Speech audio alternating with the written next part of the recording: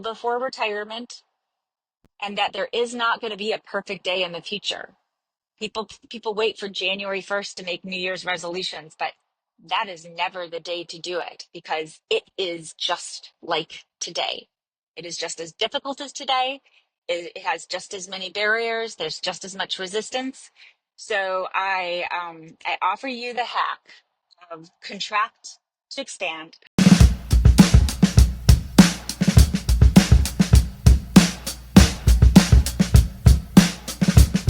Get big, you've got to get small first. This is a key life hack in accomplishing big goals. When so much in your life is already in motion, you think that you can add one thing or add one goal. And in fact, you have to clean out everything before you really make progress on big change. And I am in the car today because I am driving to Florida State to visit my son. There was a shooting, um, students injured, uh, people perished, and my son is fine. He's okay, and I'm very grateful. But I put the dog in the car, and we are driving up to Florida State to spend time with him and just connect human to human. So you'll have to pardon the awkwardness of the way this video is happening. When I had the camera up on my dashboard, it was overheating. So I'm, I think I've got a couple of failed videos. Got to stay hydrated because I had hot yoga just before this. And so after hot yoga, you really have to hydrate. So um, contract to expand. I performed this KindEdge.com process of big life change on myself, and I'm working to publish it for others because it's the doable bite-sized steps that really work. It's not the inspiration, it's not the weekend retreat, it's not the guru inspo. It's the nitty-gritty of little decisions you that I can help you pull out of you by having a simple, not overthinky worksheet that gets each decision made and each next action connected to that decision. And then they daisy chain together into big life change. And so, one of the key factors that you discover is when you say you have a goal, a craving, a desire, a different life, you look at your current life and you already have a mortgage. You already have all of your time in the week committed. You already have things that you love and you cherish and that you care about and would not want to drop the ball on. Things for your children, things for your family, things, passions, charities, things that you do. And everything's full. Your budget is full. Your mortgage is promised to a bank. You have your minutes full, your weekend patterns, your commitments, your sets of friends that have expectations that you'll be in certain places, your social, your hobbies, it's all full. And so I realized that in order to, I started with treating my personal passions as a side hustle. And you'll see on kindedge.com, I have a keychain that was one of the keychains I built for myself. Um, Life ain't no side hustle. So between now and your death is the only time you have to get your passion done, get your stamp done, build that charity, build that business, write that book, try out that new kind of creative life, try out the non-creative linear life, do the thing that you really want to unlock. And the only way that you can truly begin to fit those things in is by finding space in your current life for them. You cannot fit these things in as a 1 hour hobby on a Sunday night. And I used to do that. I used to say, oh, I got everybody else's objectives done. I got my employer's objectives done. I got my spouse's objectives done. I got this other objective done. Everything is done. And I'll just fit these important things into 1 hour on a Sunday night that always gets hijacked. And what I realized is the only way that it actually worked is when I said, okay, I have to make some really big choices. I have to disappoint some people. I have to undo some of the hobbies, the commitments, the promises, the patterns, the people, the places, the things that I frequent, I have to start to create space and delete some of those other things to make the space for the thing to really see actual events in my life occurring that are important to me.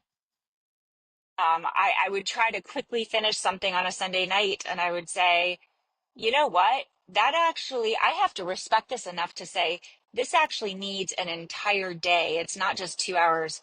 This needs a sit down discussion with an expert.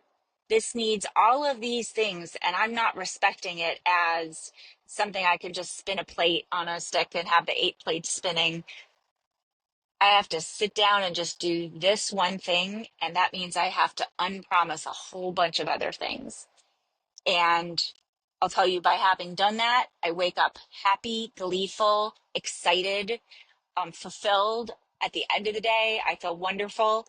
And that change, I was blown away that other people don't feel this way, but I've learned there's some people who have this creative desire, craving, a college degree they want to change, a business they want to start, a charity they want to start. There are people who want to build and feel unfinished if they're just out on a boat drinking beer on a boat.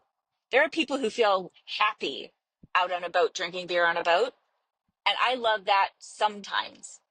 I actually just did it with a friend. She had a lovely wedding, and we had the best day out on a boat that I've probably ever had. We had so much fun.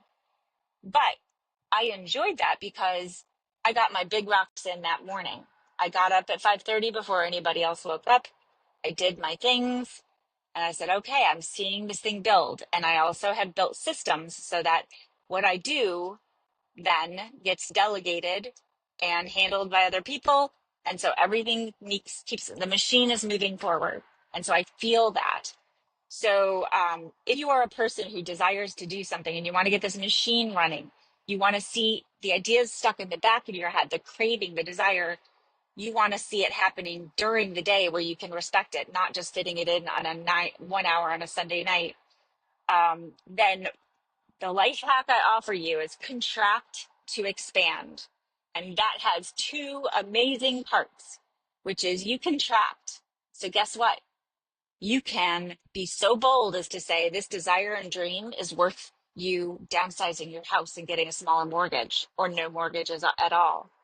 It's worth it. You can start living on cash. You can downsize your car. You can change the way you spend vacation money. You can do all these things, and it makes glorious, wonderful room for what you care about. And I went through a process of the contracting, the contract to expand. And I did it in so many ways that I built so much movement, so much choice. I am so nimble. I own my time differently. So guess what? Since I do need to go visit my son because an emergency happened at his school, I'm on the road doing it. Whereas there were times where I was so critically beholden to other people's objectives, I couldn't even do important things like that. Um, and yes, I built boundaries now to never let that happen again. And so, um, as you contract, you build room. And then what I have enjoyed so much is the other side of that coin, which is contract to expand.